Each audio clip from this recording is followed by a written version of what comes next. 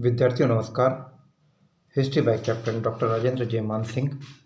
ऐतिहासिक अध्ययन और अनुसंधान की इस कक्षा में मैं captain doctor Rajendra, associate professor department of history, government Dungar college Bikaner, आप सभी का फिर से स्वागत और अभिनंदन करता हूं।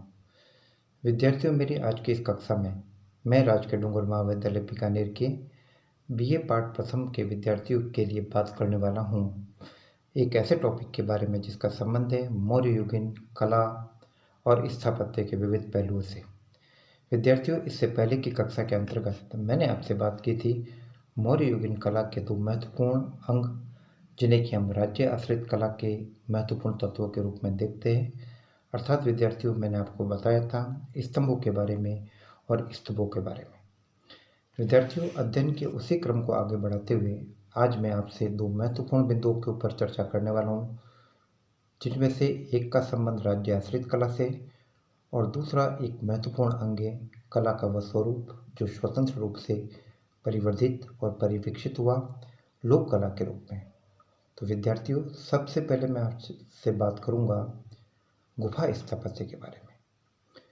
केव आर्किटेक्चर, अर्थात पर्वतों को काटकर जो गुफाएं मौर्य युगीन काल में बनाई गई, जो गुफाएं अशोक के काल में और अशोक के उत्तराधिकारियों की श्रृंखला में दशरथ के काल में निर्मित हुई, उन गुफाओं के स्थापत्य के बारे में मैं आपसे चर्चा करूंगा। विद्यार्थियों, अशोक के समय में हम ये देख रहे हैं कि बराबर पहाड़ी के कुछ हिस्सों को काटकर वहाँ पर गुफाओं का निर्माण कराया गया। तो विद्यार्थियों, अशोक द्वारा निर्मित गुफाओं की श्रृंखला के अंतर्गत हमें कई प्रकार की गुफाएं देखने को मिलती है। जैसे विद्यार्थियों, हमें अशोक के शासनकाल के 12वें वर्ष में निर्मित सुदामा गुफा के बारे में जानकारी मिलती है। सुदामा गुफा, जिसमें हमें दो वर्गाकार प्रकोष्ठ के बारे में जानकारी मिल रही है और साथ ही साथ हमें दीवारों के ऊपर चमकीली पॉलिश और उसकी ढोलनुमा छतों के बारे में भी जानकारी मिल रही है। इसी प्रकार हमें बराबर पहाड़ी से ही एक और गुफा मिली है जो कि कर्ण चौपड़ गुफा के नाम से जानी जाती है। और विद्यार्थियों, यह अशोक के शासनकाल के 19वें वर्ष में निर्मित हुई थी। इसी प्रकार से हमें विश्व झोपड़ी गुफा का भी उल्लेख मिलता है, जिसका निर्माण अशोक के शासनकाल के 12वें वर्ष में हुआ। बराबर पहाड़ी पर ही हमें एक अन्य गुफा का उल्लेख मिलता है, जिसका निर्माण अशोक के उत्तराधिकारी दशरथ के समय में हुआ था और जो प्रसिद्ध लोमस ऋषि गुफा के नाम से भी जानी जाती है। इस लोमस ऋषि गुफा की खासियत यह है कि इस गुफा के प्रवेश द्वार के ऊपर कुछ स्तूप को वंदित करते हुए हाथियों की आकृति उत्कीर्ण है। अशोक के उत्तराधिकारी दशरथ के समय में नागार्जुनी पहाड़ियों पर गुफाओं का निर्माण हुआ और उसके अंदर काफ़ी बेहतरीन शैली की कई गुफाओं का हमें उल्लेख देखने को मिल रहा है। इसी प्रकार से हमें विद्यार्थियों राजगृह से 13 मील दूर स्थित सीतामढ़ी नाम की एक गुफा का भी उल्लेख मिल रहा है। सीतामढ़ी गुफा की खासियत यह है कि विद्यार्थियों, यह किसी भी प्रकार से पर्वत को काट कर नहीं बनेगी, बल्कि यह एक ग्रेनाइट को काट कर बनाई है। जहाँ बाकी गुफाएं, चाहे नागार्जुनी पहाड़ी की गुफाएं हो, चाहे अशोक के समय में निर्मित बराबर पहाड़ी गुफाएं हो, उन सभी में हमें इन्हीं चीज़ों का उल्लेख मिल रहा है कि वे पर्वत की चट्टानों को काट कर बनाई गई है। जैसे कि अगर हम नागार्जुनी पहाड़ी की गुफाओं को देखते हैं, जिसमें हमें गोपी गुफा का उल्लेख मिलता है जो दशरथ के समय में निर्मित है। इस प्रकार से वडिक और वर्दिक गुफाओं का उल्लेख मिलता है।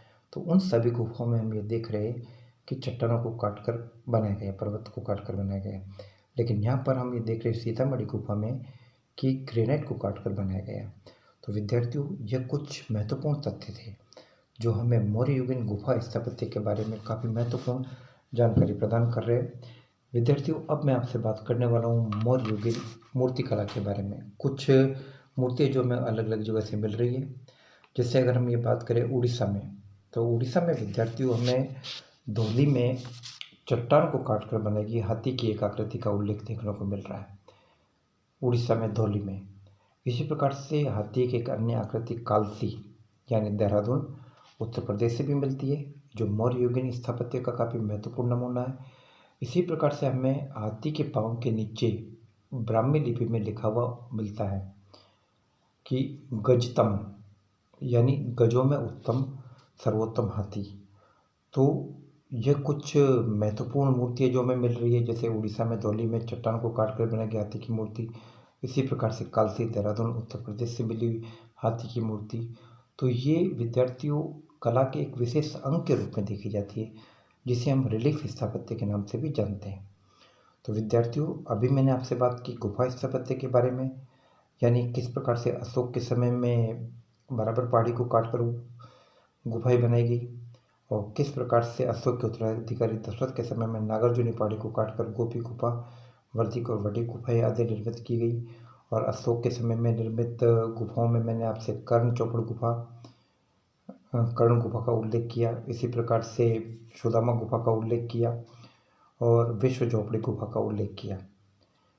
तो अब हम अध्ययन की श्रृंखला के अंतर्गत मैं आपसे अब कला के उस स्वरूप के बारे में विकसित करने वाला हूँ, चर्चा करने वाला हूँ, जिसका विकास लोक कला के अंतर्गत हुआ।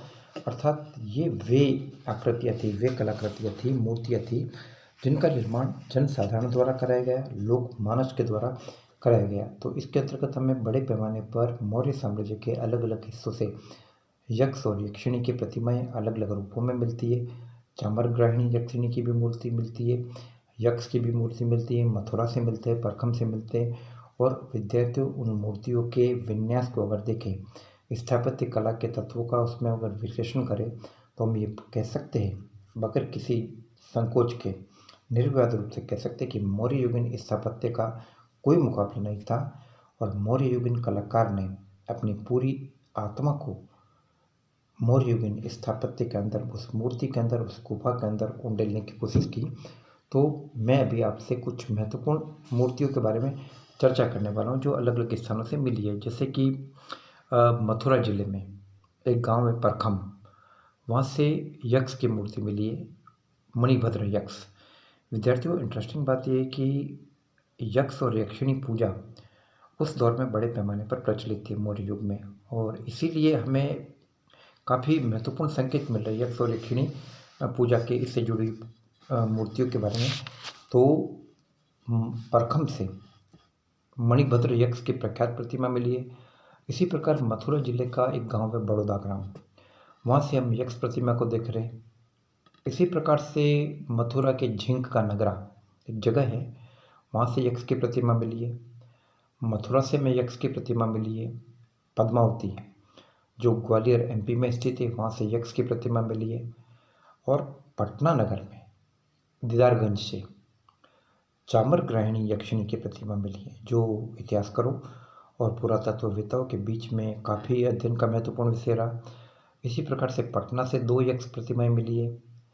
बेसनगर विदिशा से हमें यक्षी प्रतिमा का उल्लेख मिलता है, विदिशा से ही हमें यक्ष प्रतिमा की जानकारी मिल रही है, और मेहरौली से भी हमें यक्षी प्रतिमा का उल्लेख मिल रहा है।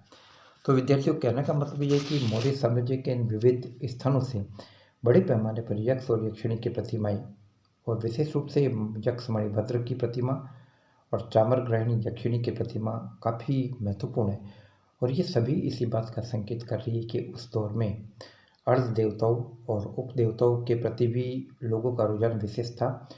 और चूंकि जब भी कोई तथ्य या जब भी कोई पात्र जनमानस की आस्था और विश्वास का केंद्र बनता है, विद्यार्थियों, तभी उससे मूर्ति के स्वरूप में ढालकर देवत्व का या अर्ध देवत्व का दर्जा प्रदान करने की कोशिश की जाती है। और यही कोशिश मौर्य युगीन जनमानस ने की।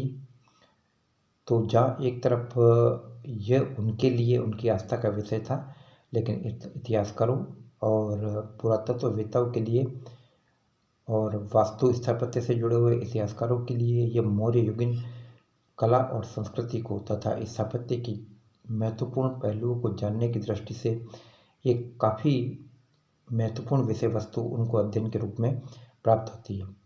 तो विद्यार्थियों, मैंने 2 और 3 व्याख्यानों के माध्यम से आपसे मौर्य युगीन कला के विविध स्वरूपों को जानने की कोशिश की। तो मैं ये चाहूँगा कि आप इन चीज़ों के बारे में गंभीरता से अध्ययन करें, और इस बारे में आपको किसी भी प्रकार की दिक्कत हो तो आप बेशक मुझसे मेरे व्हाट्सएप नंबर 9928482295 के ऊपर आप संपर्क कर सकते हैं। मैं आपकी हर समस्या का समाधान करूंगा। और दूसरी बात यह कि मैं ये चाहूँगा कि आपको जो असाइनमेंट दिए जाते हैं आप उनको भी टाइम पे पूरा कीजिए और हमें उन चीज़ों से अवगत कराइए। जय भारत, जय हिंद।